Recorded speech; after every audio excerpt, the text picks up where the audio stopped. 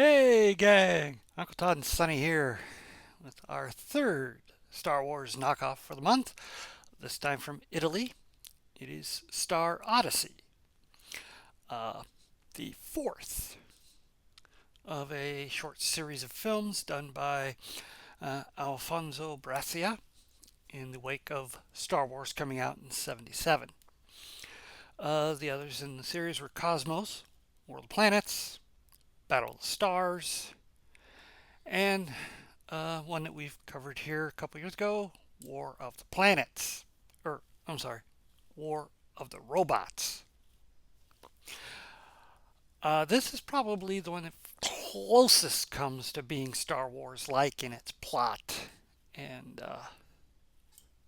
breakdown of characters, more or less. And like the others, it reuses props, character names, costumes, the blonde androids we saw in War of the Robots. But it has some more Star Warsy stuff in it. Now, we open with a character named Kess, who is coming to see a planet he just purchased. Can you guess what planet that is? This is Unit P of Reconnaissance, reporting the sighting of an alien vessel, a flying saucer. They're maintaining full radio silence. They don't reply to any of our signals. The velocity of their ship is much superior to my craft. Yep, it's a little backward planet called Earth, technologically subpar to the other planets in the outer galaxies, so of course it's up for sale, although we, the inhabitants, don't know that. And our villain looks amazingly weird.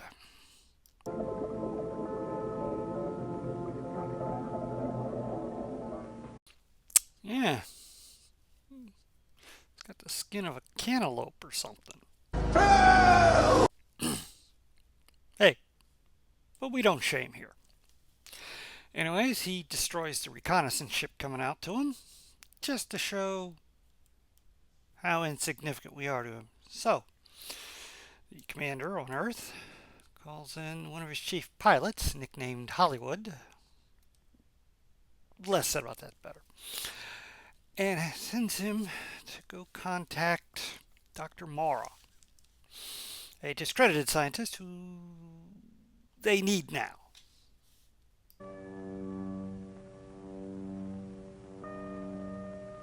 Inderium. The alien craft is protected with an armor of pure Inderium. That's impossible. In Therium. Kind of like unobtainium, as you were, a fictional metal that makes the aliens superior to us, practically impenetrable. So, when Hollywood arrives, we also learn that Dr. Mora's niece, Irene, and he are a bit of an item. No, darling. Please excuse me. I mustn't be informal. This visit is official. Earth demands his help. And if he doesn't give it, he could face a prison sentence. Well, left with little choice, he does demand to do things his way, and he'll get back to them with whatever he figures out with Hollywood as his liaison. And then he tells Hollywood things he's going to need for this. Sean and Bridget, among the greatest chemists living. Why haven't you ever mentioned they're being friends of yours? I believe they're in the penitentiary at Moonspace. Quite. Now somebody will have to get them out of the penitentiary. Some other discredited scientists, but Hollywood says he's not up for that. He's not going to help that. That would cost him his career and get them all thrown in the same penitentiary. So, Dr. Mora Maury uses one of his special talents to convince him.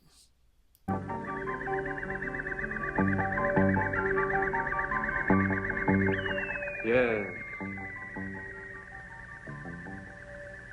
You're right.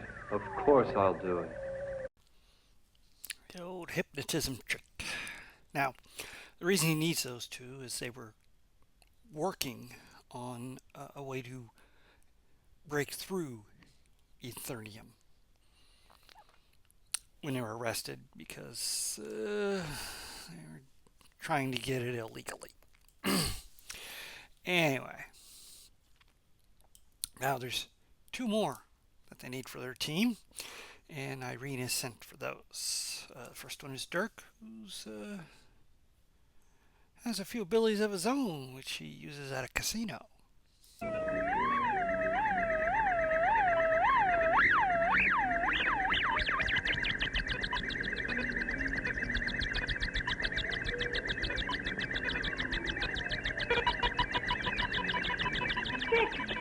I've won! I've won! Nice ability.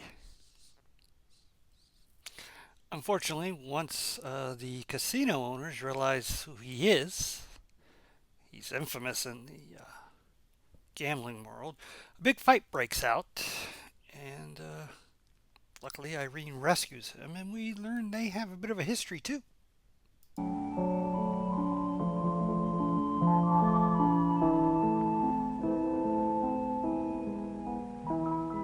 What a shame. You've gotten worse, Irene. You used to kiss a lot better. It's the fault of that soldier. Well, since he's got nothing better to do, he decides to go along with her, so that he, along with the hypnotized soldier boy, can go up to the orbiting prison to break out the other two scientists who are in the middle of a prison break.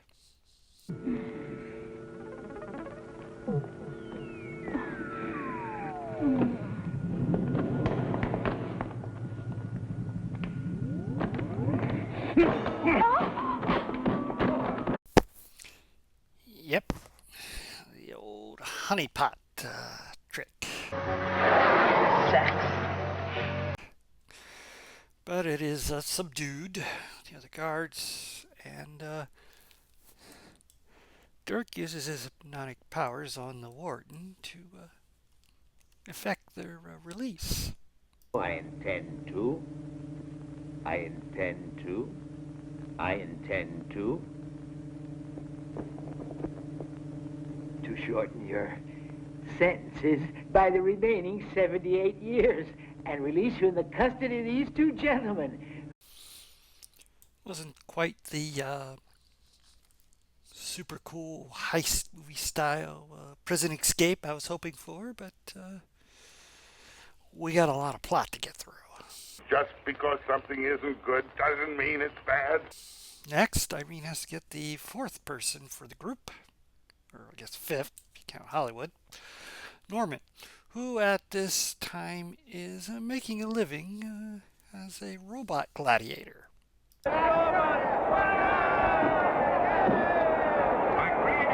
Norman gets a chance to land one on the key button, and another. Hercules board is down on the canvas. All right, we'll call it a draw. Well, Norman's all for joining, but he needs to get a couple of extra team members first. Damn you, Norman, you interfering, warm-blooded animal. Who authorized you to reactivate me? Why can't two poor robots commit suicide in peace without some meddling human recharging their circuits? That is Tilt, and along with his lady love, Tilly, they were planning to have themselves crushed in a junkyard. They can't quite remember why, and their constant reference back to it is going to be one of our reoccurring jokes throughout the rest of the film. Oh, but Tilt has a very special ability that Norman demonstrates. And you really think that these two funny little robots can actually be of some use to us? Don't judge them by appearances. They're full of surprises. Tiltwood's got me out of a very tricky situation. He's able to project an energy field around his plating so that moving objects pass through without touching. I'll try to hit him with this pole. Just watch. Hey, Tilt! What is it? Can't you see I'm busy? On guard! Are you crazy? Again, another nice ability to have. I'm sure it will come into play sometime down the road. That's right. Meanwhile,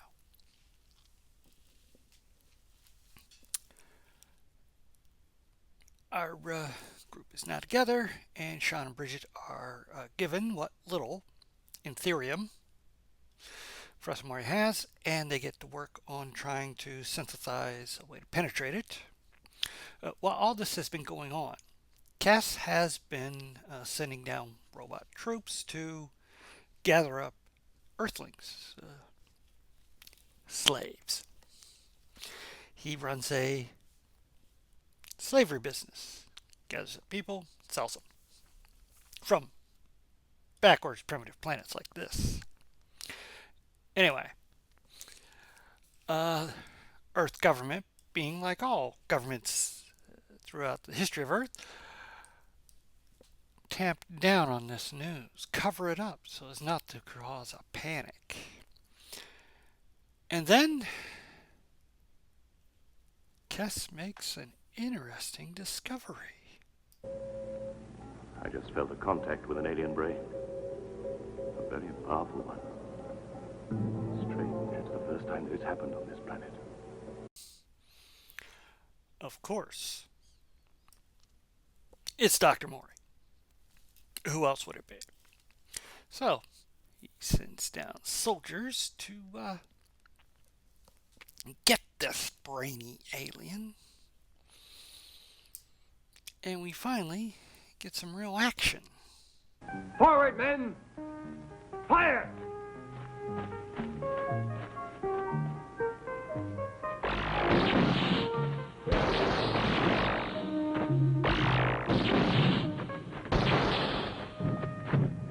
Jim Carter! Fall back! Quick, to the house! Hi, keeper!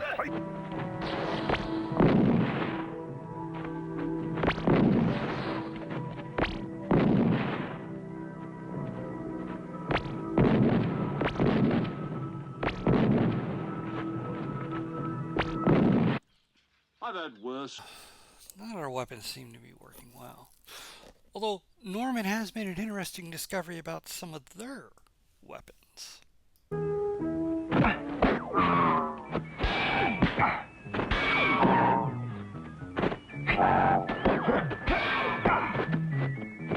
Hi, keeper!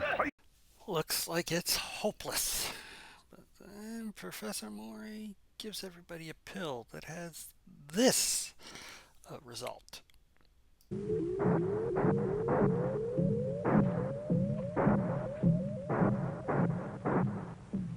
There's no trace of life in these bodies. They've auto-destructed. Give the information to Lord Cass. I'm not dead. Pretty clever. But Cass is clever too. Auto-destructed. Yet I still sense the presence of that other brain. Put a brain lock on her and set her free. She will be our weapon. Schemes within schemes. Oh, we also learn why Cass is so interested in Dr. Maury's brain. What an opportunity to dominate the galaxy. If we sold slaves like this, we could destroy our competition and control the entire market. With one? How? Analyzing his mental powers, I could construct a brain pattern and imprint it on similar brains. Yep. It's all about the money. Or space credits. But Bridget and Sean have had a breakthrough. Look at this. A positive reaction, see? It works at last. Yes. It's turning into a mass of molecules. And there was much rejoicing.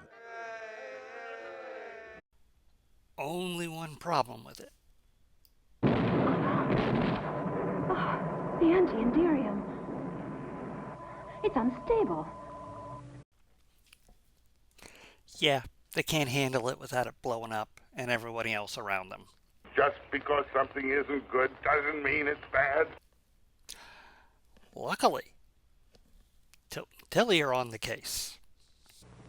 Hey, those two robots, look what they're doing. Oh my God! They're gonna kill us all! Hit the dirt! Undercover! Keep your heads down, man. You see, less than 1% antimony, and the compound has become stable. Oh, Tilt, you're so clever. Yep. Now they can mass produce as much as they want, and Hollywood can take it to the base where he purloined a ship to get him to the prison. And it is at this time Kess decides it's time for his slave lock, Irene, to make their move.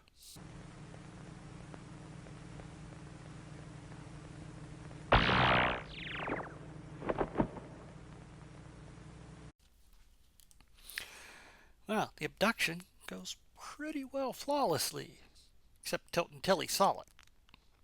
And Sean just happened to, after having examined the alien laser sword, has been able to duplicate the sword and some suits to go with it. So we get a big rescue operation.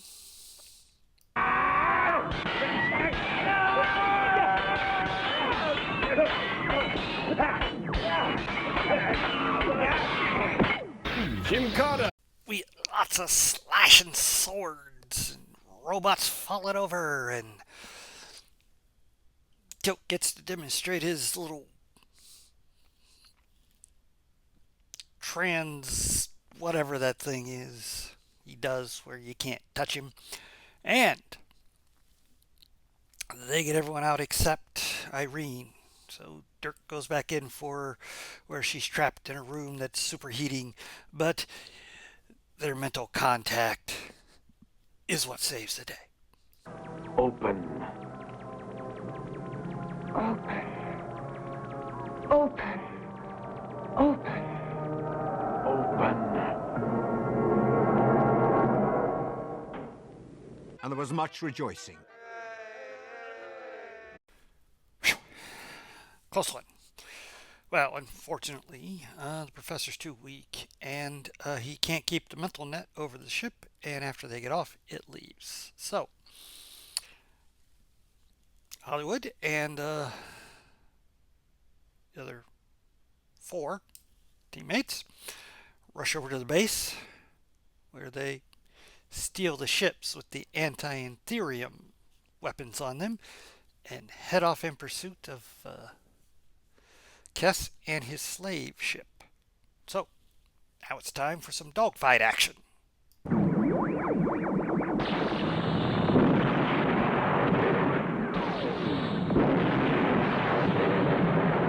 Tis but a scratch. And we unfortunately have a couple of casualties. You missed it! Look out, he's gonna get you!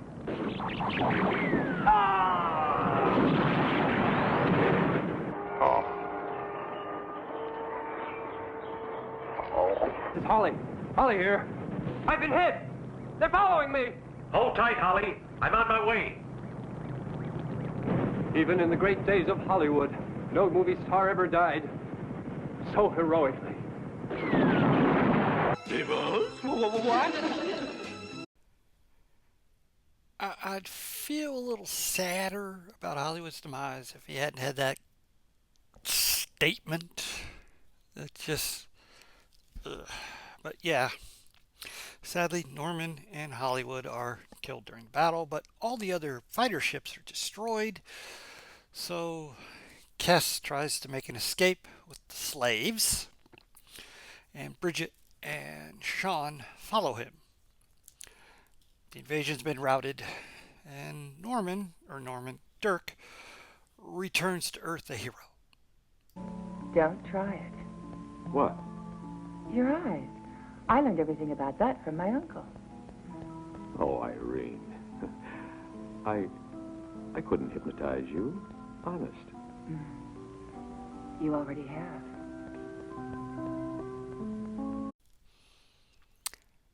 So much for her love of Hollywood.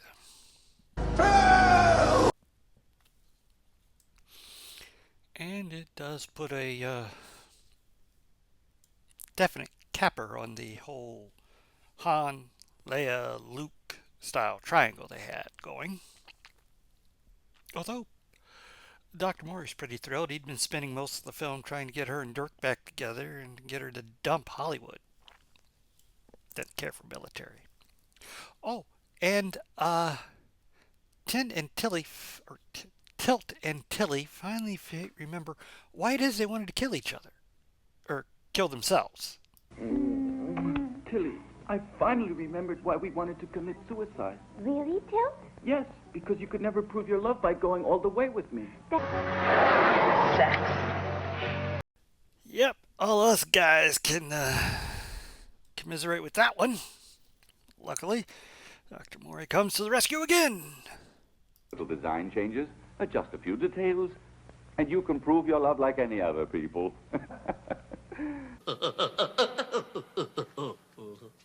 Ha ha ha, indeed. As for Kess, he's found Earth to be more trouble than it's worth. Lord Kess of Kobor is offering Sol 3 today. I hardly need say that this is a remarkable opportunity. Yeah, I don't blame him. Somebody else buys Earth, and I know what you're saying.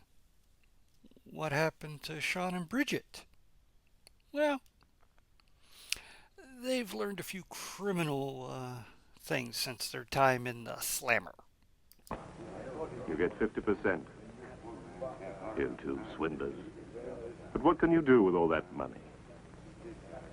The agreement was 50% plus the prisoners. As for all that money. I think I'd like to get a nice little planet of our own.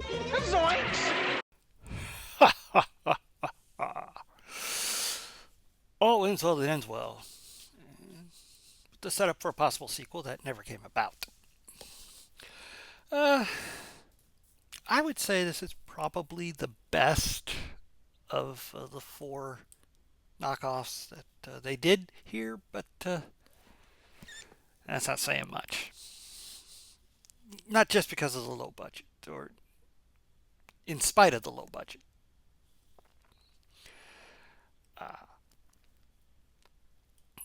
Wonky plots, good action in some of the sequences, good fight scenes, but like with all the plot's kind of all over the place. Weird bits of comedy that come at the most inopportune times, and very inappropriate music during action scenes, very mellow.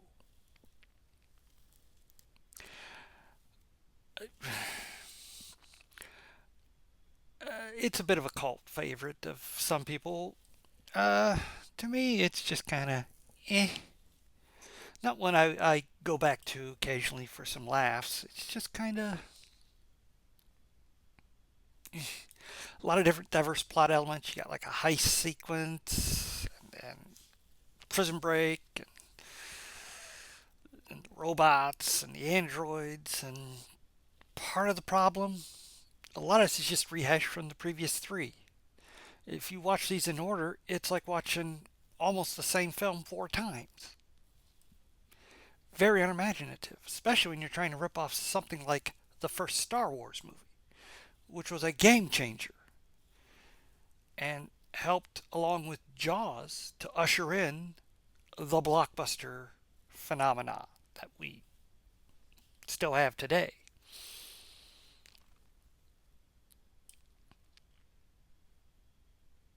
I really just find it a kind of meh film. A few funny sequences I like.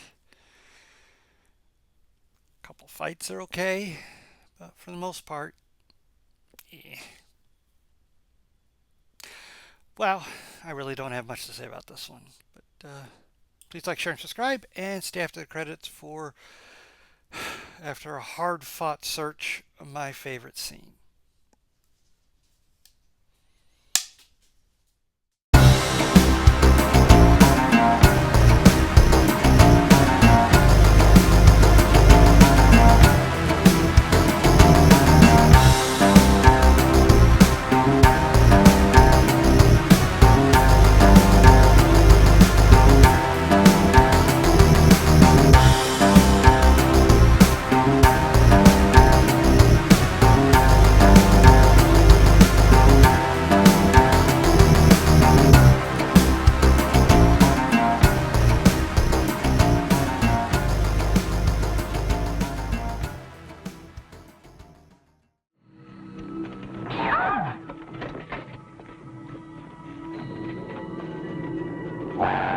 Wow.